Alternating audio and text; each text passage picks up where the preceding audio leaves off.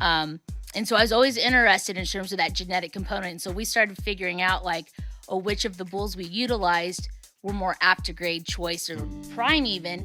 And so I got really interested at that young age of, why does that steer, why did my sister, even though they're from the same herd, we feed them the same, why were they different?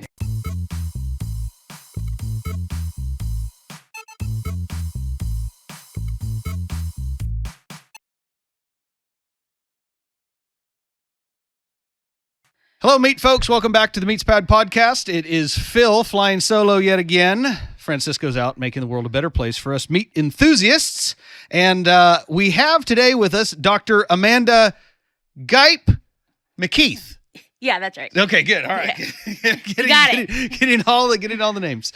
And thank you so much for joining us today. It's a pleasure. Yeah. Well, so Amanda is a professor of animal science, meat science at Fresno State University, and not far from your hometown. We'll get to that at some point. So, I wanted to have you come in today and remind us. We need to get back to basics. Okay, we talk on every topic on this podcast, and everything from international relations and humanitarian efforts and salt curing and everything. But we need to get all the way back down to some of the basics and some things that maybe our processors, our purveyors, folks that work in the meat industry, maybe need either a refresher or an introduction to just some basic muscle biology. Okay. And so what I wanted you to come in and tell us a little bit about is, first off, let's remind the audience, what are the three main muscle tissue types? And then we'll get into muscle fiber types. Oh, yeah. Okay? Fun stuff. So. Yes. So we have to think about, in terms of our three muscle types, is the fact that we have our skeletal muscle. Okay. Yeah. We have our heart tissue, our cardiac muscle, and then we have our smooth muscle. Mm-hmm. And those are in terms of our viscera and stuff. So we have to think about, in terms of those, which are going to add, and what do they add to that muscle or our meat component. Mm-hmm. Yeah. So of course, with those three muscle types, they have different, in terms of being multinucleated or not, ones in which we have to think about in terms of what do they add to that meat system. And our one that we really have to focus on is we focus on that skeletal muscle type. Yeah. Definitely so, because that's our building block in terms of our meat blocks, whether we're curing or our fresh muscle, where our others are, we're talking more about byproducts, and other things within the industry that maybe we're not manipulating quite as much as we are our skeletal muscle, because we're using our skeletal muscle more in terms of making further processed meats. Right.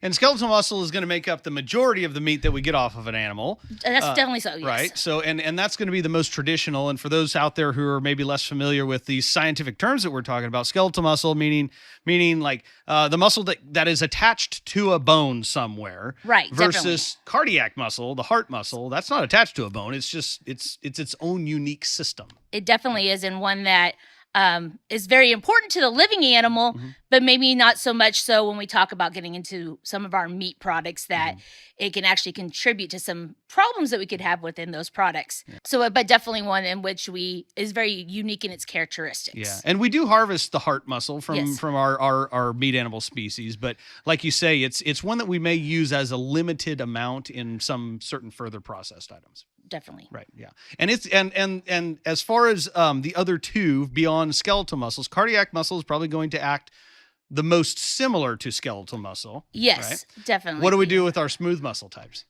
A lot of those smooth muscle types, as I said, are more of our byproducts. Yeah. So things like, coming from California, we're used to menudo and some of those different things that we have to think about. They're muscles that we have to cook long and slow. Yeah. And that's just because of the makeup. They're built to have some stretch and elasticity to them, and that's the way that muscle is constructed.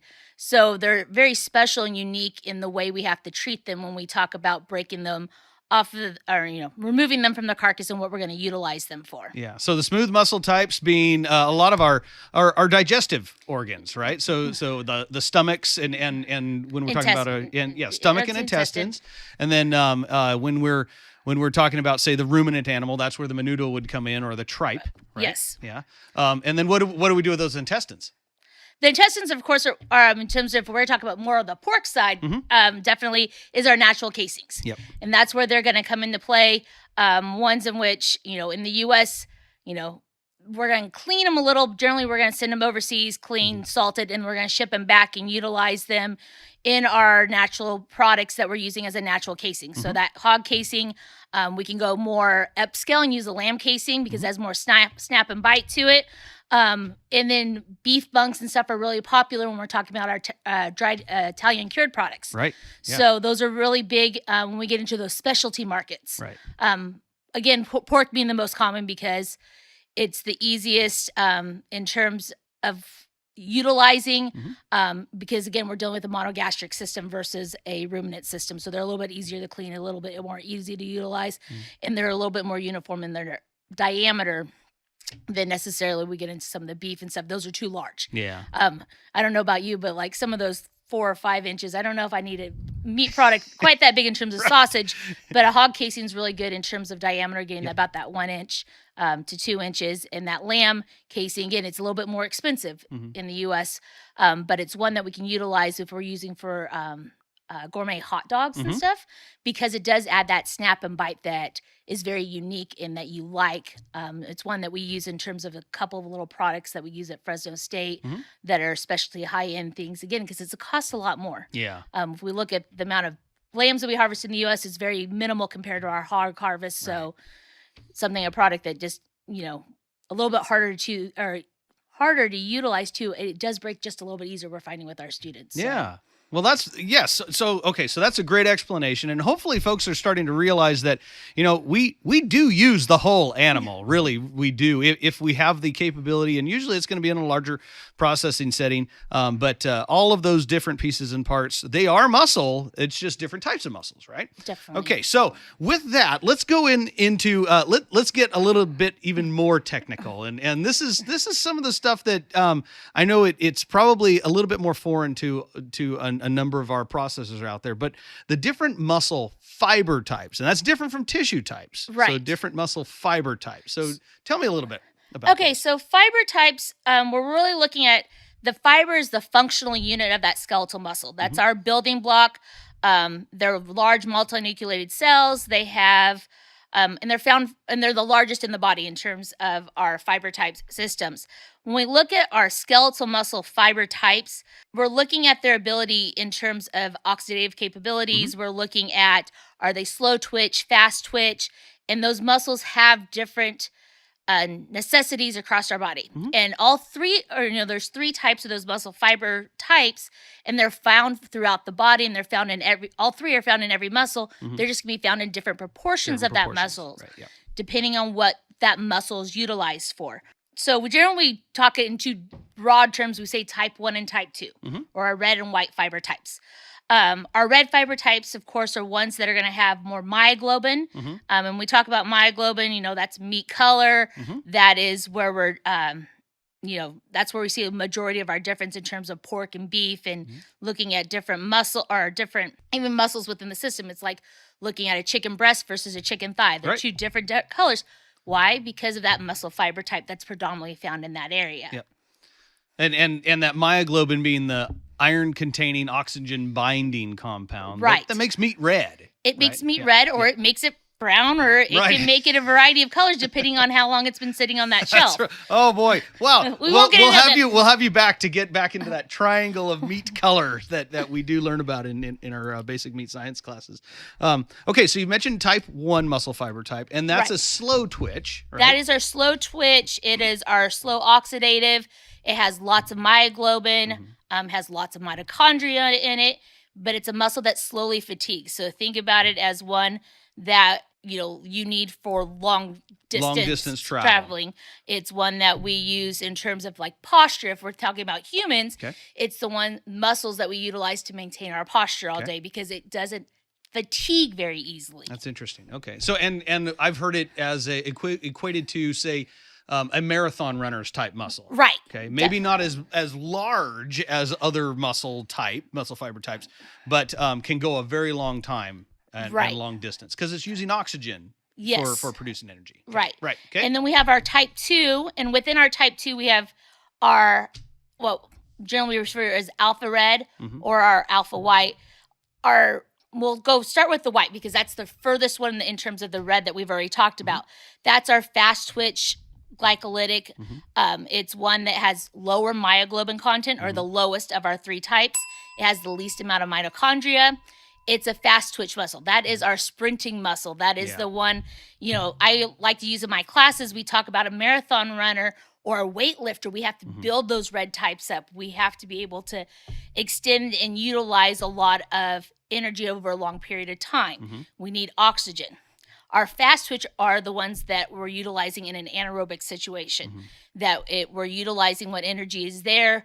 They are ones that fatigue very fast. So if you think about a sprint runner, like when they get done running, or I know if I try to sprint, like I'm gasping for air by the end of it. Pretty sure I wouldn't finish a marathon. So they tend to have a whiter color. Yeah. So we think about, again, going back to that chicken, that's why you think about their wings, they don't use them a lot. Yeah. And so it's when they're utilized, it's really quickly they're flapping their wings and then they settle back down. It's bursts of energy. It's bursts of energy, yes. But not sustained. It's not sustained. And then we have that fast oxidative glycolytic that is our alpha red type. It's the one in the middle. So we have a medium amount of myoglobin compared to the other 2. It's moderate in its mitochondria. It's moderate in its fatigue, but it still has that red color. Not as dark, though, as our type 1s or red alpha or our red fiber types. Right. Well, and some other terms that if you've heard about these muscle fiber types, that moderate one could be a type 2A, right? Yep. 2A. Okay, and then the extreme sprinter type muscles, type 2B. Right. Okay. And I think this is exactly what we're looking for is just kind of a general understanding of the different muscle fiber types that can be found in the carcass. And can you give me some examples of which types of animals, maybe some species that would have more of one versus another? Okay, so we sort of think about that in terms of, again, going to that poultry, we look at poultry in comparison to like beef. Yep. Chickens are having a lot more of that white type of fight. And you think about it, when you look at it, it's paler in color. It's like a pink. We cook it, it's almost like a sheet of paper white sometimes. And so they're going to have a lot more of that type 2B. In comparison to beef, we'll have more type 1, and it has quite a bit of type 2A. I like to throw in there when we're talking to my students that we think about mammals that live in the ocean. Yeah. So dolphins, whales. Okay. Those have lots of type 1 muscle fiber types. You think about the fact that they move very slow. They need to take in lots of oxygen and go down in terms of depth. So that's where we see a lot more of those types because they need to bind more oxygen for longer periods of time. Right. Yeah. And go very, very long distances. Right. Yes. Yeah. Yeah. Absolutely. Well, and that makes a lot of sense. And in my class too, I like to talk about the difference between the grazers and the monogastric prey type animals, if you really think about it. So the grazers, the ruminants, the cattle and the sheep and the goats, they have a tendency to go out and travel long distances to find their lunch. Whereas the chickens and the pigs, in many cases, are domesticated animals. They have lunch delivered to them. They don't have to travel very far. And so intentionally, we have kind of bred towards a little bit more of these white muscle fiber types, type 2B. Right. Yeah. Okay. And we definitely have, because then if you start comparing that in terms of looking at the poultry side or fowl side, if we compare it to a wild game turkey, those are going to have a lot higher proportion of type 1 and type 2A than type 2B because of the way they have to, in terms of feeding, as you were talking about, that they have to go out and forage a lot more than our domesticated birds. Yep, that's absolutely right.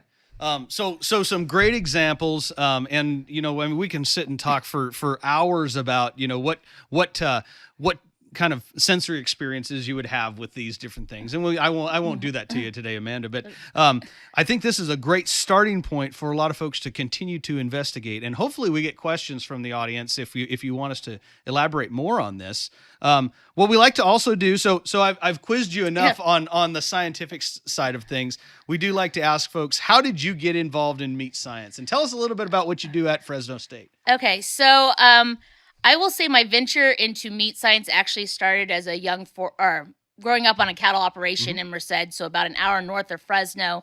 I was in 4-H and FFA. So we had a carcass contest at our county fair for our beef cattle, and my sister and I always bred and fed our own steers, so they were all homegrown steers.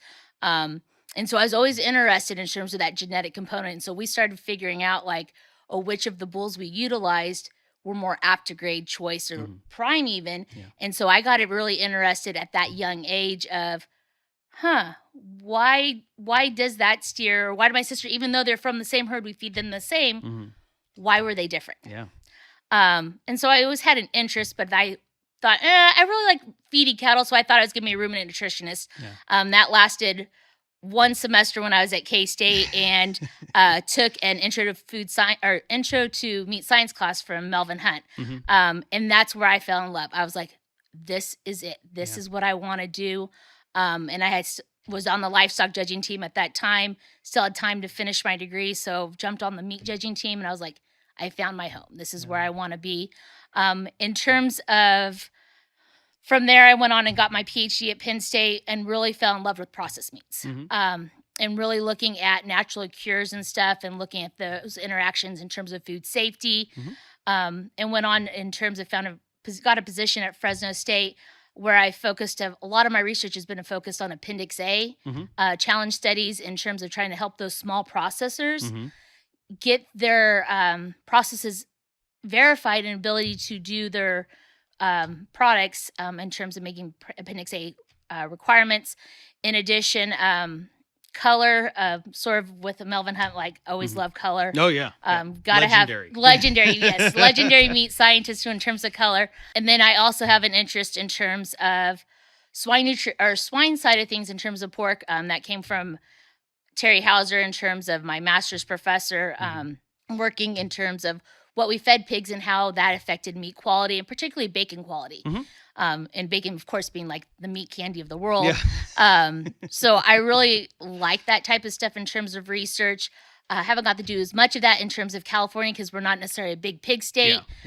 So very much focusing more on the processing or Appendix A food safety side, as well as dried salami products. My colleague, John Henson at Fresno State, we have a long-standing tradition in terms of salami manufacturing at Fresno State. So looking at different things that we can utilize there in terms of cure ingredients, as well as maybe even speeding up that process a little bit in terms of turning over our cabinets a little bit faster than every 24 days. Yeah. Well, and that brings up a really good point that we can land this plane on is the Salumi 101, one of the locations where you can participate in that particular project or one of those workshops is indeed Fresno State University. Is that right? Yes. Okay. So, and for those who are less familiar, if you have an interest in salami making, prosciutto, coppa, bresaola, all these different old world cured meat items, this is one of those locations where you can really learn a lot from some very practical individuals.